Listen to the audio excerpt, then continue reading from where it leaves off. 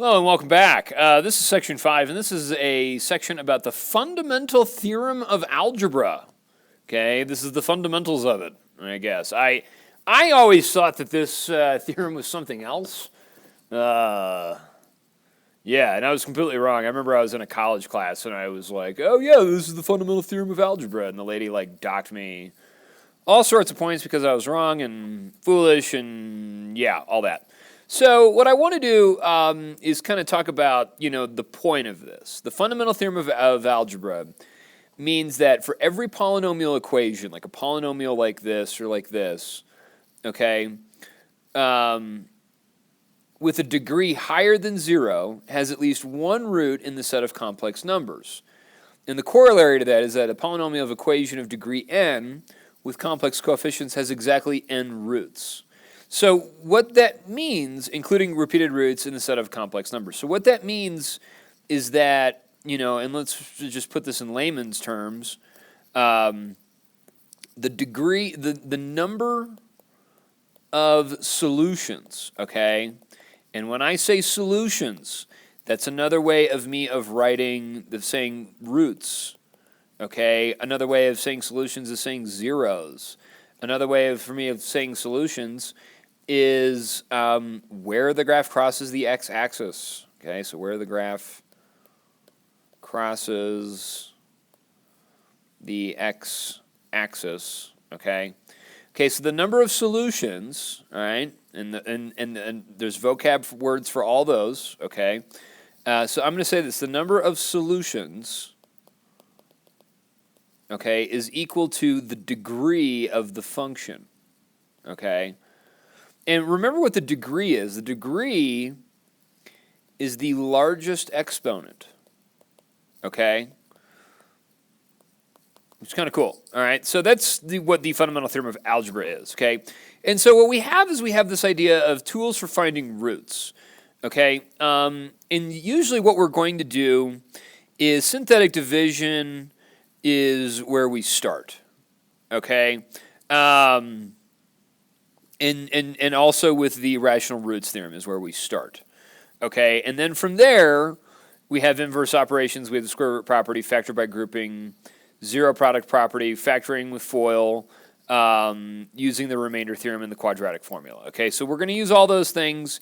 It kind of just depends on each of these on the polynomial, but that's it. Okay, so to kind of start off with what this means, let's take a look at an example of a polynomial. Okay, now notice that the degree here, the degree is 3. Okay, so therefore there are 3 solutions. The degree is equal to 3, so there are 3 solutions. Okay, and what we do is we take the the polynomial, we factor it. Okay, and when we factor it, that tells us what the solutions are to that polynomial, okay? But we have to set it equal to 0 because the whole point of this is that we're taking that polynomial and setting it equal to 0, okay? So the other thing I want to do, let's just go ahead and jump into one of these and determine the roots of this function. Now, the starting point for this, you can sit here and you can list out all of the possible roots, okay? And then you can use synthetic division to try and factor that down and get to a reasonable spot. But what I want to do, to save time, let's just graph this. So let's go ahead and graph this in Desmos so we can get a starting point, okay? All right, so now that I've graphed it, what I'm noticing and what we're looking to see where does this graph cross the x-axis, okay? And so we see that we have a solution at x equals -1, at x equals 2, and at x equals 3. Okay, and the reason I did this is because this is a starting point, okay? This is not going to be the method in which we factor or anything like that, but this is a starting point so that we know where to start with synthetic division, okay? And that's where we want to start, okay? So what I want to do is this. I'm going to start with x equals -1, okay? So I'm going to come over here and I'm going to let x equal -1, okay? So x is equal to -1, okay? And I'm going to use synthetic division with x equals -1. Okay, so I'm going to put -1 here. I'm going to make my little box, and I'm going to put my coefficients in here. So I've got 1 a negative 7, a positive 13, a 3, and a negative 18. Okay, and the point of this is that we should get a remainder of 0 out of this. So I'm going to drop down the 1, okay, and then I'm going to take negative 1 times 1, which gives me negative 1. Okay, I'm going to add negative 7 with negative 1. That's going to give me negative 8. Okay, and then I'm going to take negative 1 times negative 8, which gives me a positive 8. All right, and so 13 plus 8, that's going to give me, what is that, 21? Okay, and then I'm going to do negative 1 times 21, which gives me, what is that, negative 21? And then I'm going to do 3 plus negative 21, which gives me negative 18. Okay, and then negative 1 times negative 18 is going to give me positive 18. And when I add negative 18 to 18, we get 0. Okay, and so the point of this, the reason why I did this again, guys, is because now what I have is when I rewrite this polynomial, let me see what kind of room I've got. Okay, when I rewrite this polynomial here, all right, you know, I'm left with a factor. Okay, I have factored this. Okay, and so this becomes an x cubed. Okay, so I've got x cubed minus 8x squared plus 21x and then minus 18. Okay, so I've taken that, I factored it out. Now the thing of it is that when x is equal to negative 1, okay, to turn this into a factor, I have to set this equal to 0. All right, so I'm going to add 1 to both sides, and then I get x plus 1 is my factor that's equal to 0. Okay, this is my solution, okay, solution, but this is my factor, okay, and this helps me rewrite my polynomial. So then I come over here, and then I write that, you know, all I've done is really just factor it out in x plus 1 from this, okay. So now what I want to do is, now that I have done like one step of factoring, okay, I then want to continue to factor this as much as I can. Now, because we have a polynomial of degree 3, I'm still going to use synthetic division, okay? You could probably do this by grouping, but I'm going to do it by synthetic division. I think that's easier. I think it's less steps, and it, you know, takes up less space. Okay, so now what I'm going to do is I'm going to factor out a 2. Okay, I'm going to let x equal 2. All right, so now what I'm going to do, I'm going to come in here and I'm going to say I'm going to let x equal 2. Okay, and then when x is equal to 2, all right, I'm going to do my synthetic division. I'm going to put my 2 here, make my box, okay, write my numbers out, my coefficients, and those are going to be 1, negative 8, 21, and negative 18. Okay, and let's make sure we get a remainder of 0 here. So now what I've got, I'm going to do the 2. Okay, hold on. Drop the 1 down. That's the first step. Drop the 1. Do 2 times 1, which gives me 2. Okay, and then negative 8 plus 2 is going to give me, what is that, negative 6? Okay, and then I'm going to do 2 times negative 6, which gives me negative 12. And then I'm going to do 21 minus 12, which is going to give me 9. Okay, yeah. And then 2 times 9 is going to give me positive 18. Okay, so if I take negative 18 plus positive 18, it's going to give me a remainder of 0. So this is a solution. Okay, so now I know that x is equal to 2. To get my factor, I want to subtract 2 from both sides. Okay, and so then I get that x minus 2 equals 0. This is my factor. Okay. So now I'm going to come back up. I'm going to rewrite my polynomial up here. And now I'm going to rewrite this as, and I'm going to do x plus 1 times x minus 2. And then what are we left with? And I get that information down here, okay? And since we have 3 terms, that means my degree is going to be 2 here. So this is going to be, you know, the 1, the negative 6, and the 9. This is going to translate to x squared minus 6x plus 9. Okay, and so now I've factored this pretty well. Okay, now we're down to a quadratic.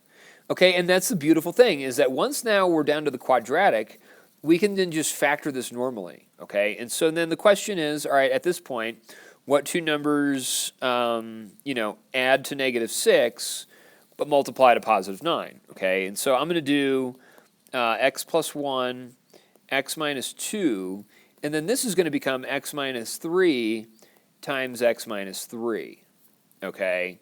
And so my solutions, okay, my solutions to this whole thing, if I set, and here's what we have to do. We have to set each of these equal to 0. So I'm going to get x plus 1 is equal to 0. I've got x minus 2 is equal to 0. I've got x minus 3 is equal to 0. And I actually have that twice. Okay, remember what we call that? If you said multiplicity, then you got it right. Okay. Okay, so now solve all these, then we get that x is equal to negative 1. Here we get that x is equal to positive 2. And here we get that x is equal to positive 3 and x is equal to positive 3. Now look, there are 4 solutions, okay? Remember what the degree of my polynomial was. It was 4. The degree is the same thing as the number of solutions. So the degree is equal to 4. That means that we're going to get 4 solutions, okay? And that's what we're doing. So, I hope that this helps. And the thing of it is, guys, is graph this. Okay, make sure that you know what you're supposed to get. Okay? Now, what I want to really kind of also clarify here and take a look at is this graph. Notice that when the graph crossed through the x-axis, okay, it happened here and happened here. The multiplicity here was 1. The multiplicity here was 1. What happened at 3 is that the graph kind of comes up here, and the scale is kind of weird, but the graph comes up here and then it bounces off at 3. It doesn't go through. Notice that the multiplicity there was 2. There were 2 of those solutions, okay?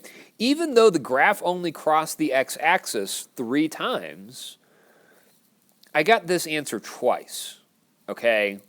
Which is what gave me that. So your multiplicities should also add to your degree, okay? All right. Now, the next one we want to do is the complex conjugate theorem. And what that means is that, and let's just kind of look at this for a second, okay? What we've done is we have our polynomial here, and here we've listed out the solutions. Now, notice that 2 of these solutions are real numbers, okay? And we've found those here and here.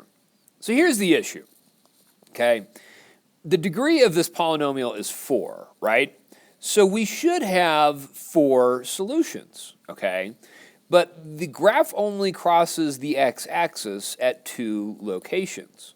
So therefore, the other 2 solutions are imaginary, okay? So, or complex rather.